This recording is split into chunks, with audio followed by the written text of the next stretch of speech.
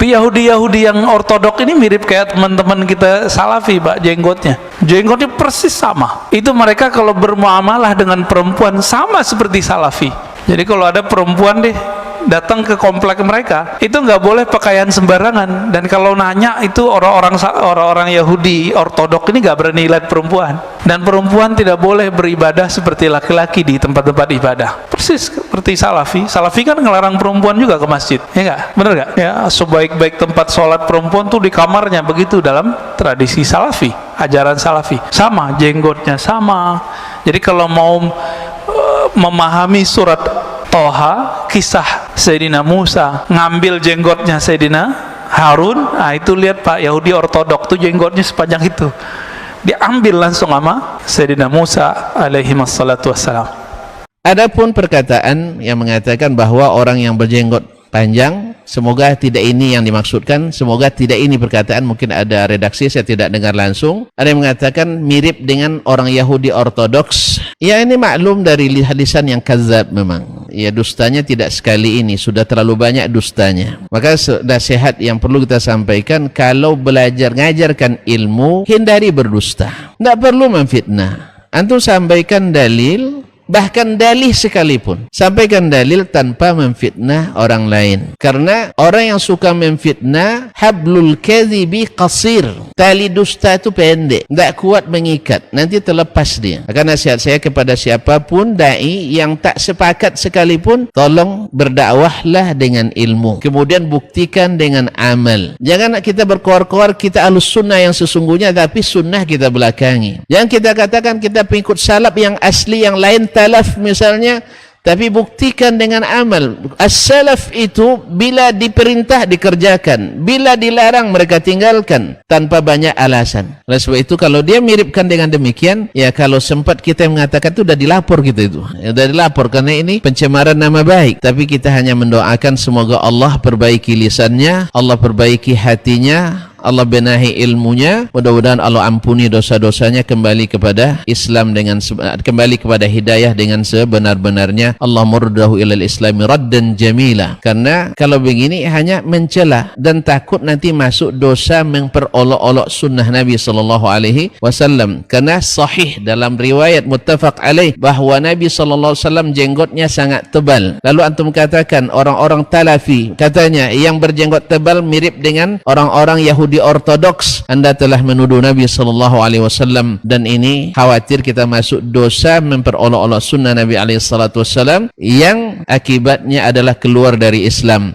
Oleh sebab itu semoga Allah kembalikan lisannya menjadi lisan yang shadiq, hatinya menjadi hati yang mukmin, dan matanya jangan selalu berkhianat, pura-pura memuji tetapi melambung ke atas lalu dihentakkan ke bawah. Dari mukaddimahnya sering bagus, masya Allah kita tidak membenci, tapi di dalamnya disuntik dengan racun arsenik yang mati pasti walaupun pelan dan tidak diketahui. Semoga Allah SWT berikan hidayah kepada siapapun yang mengatakan ini, karena dustanya sudah terlalu banyak disebarkan di media sampai mengatakan siapa yang pelajari tauhid buku Syekh Muhammad Saleh Al-Fauzan nanti akan menciptakan zombie-zombie yang siap mengisap darah kaum muslimin. Ini fitnah auzubillah. Ini fitnah auzubillah. Fitnah auzubillah tadi kita sudah katakan berapa banyak sekolah kita yang mengajarkan itu, alhamdulillah tak ada zombie. Dan siapa yang naik dan umroh dan haji ke Makkah dan Madinah, alhamdulillah tak ada yang hilang akalnya karena stres melihat zombie-zombie yang berjalan di sana. Allah musta'an. Tapi subhanallah masih banyak juga yang supporternya, banyak juga followersnya, banyak juga subscribersnya. Semoga Allah SWT berikan kita ilmu yang sahih, amal yang salih, niat yang ikhlas, bukan karena setuju hilang patutnya. Kalau bahasa pepatah kami, hilang patut dikatuju. Karena setuju suka memfitnah, akhirnya kita akui dan kita angkat sebagai seperti seorang pahlawan dan seorang pendekar aswaja. Allah musta'an wa alaihi tuklan. Semoga Allah berikan taubat kepada kita dan kepadanya. Amin ya rabbal alamin. Jadi kalau ada perempuan datang ke komplek mereka, itu nggak boleh pakaian sembarangan. Dan kalau nanya itu orang-orang Yahudi ortodok ini nggak berani lihat perempuan. Dan perempuan tidak boleh beribadah seperti laki-laki di tempat-tempat ibadah. Persis seperti Salafi. Salafi kan ngelarang perempuan juga ke masjid, ya nggak? Bener nggak? Ya, sebaik-baik tempat sholat perempuan tuh di kamarnya, begitu dalam tradisi Salafi, ajaran Salafi. Tentu kalau perempuan lebih afdal sholat di rumah, itu dulu. Sebagaimana sabda Nabi SAW bagi wanita muslimah di Madinah pada saat itu ya. Jadi Masjid Nabawi 1000 pahalanya. Tapi apa kata Nabi SAW?